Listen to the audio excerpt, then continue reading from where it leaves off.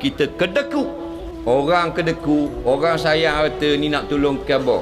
Jauh daripada Allah. Jauh daripada syurga. Walaupun janggut panjang 15 km.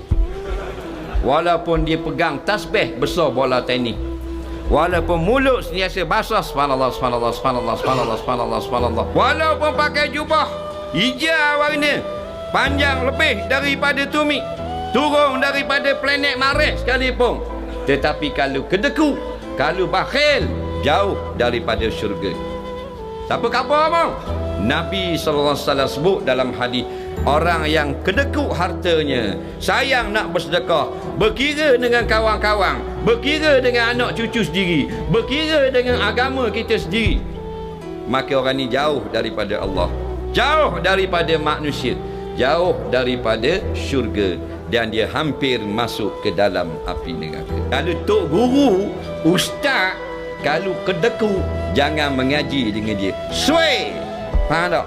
Sebab Nabi kata qaribun ilan nar, neraka itu sial namanya.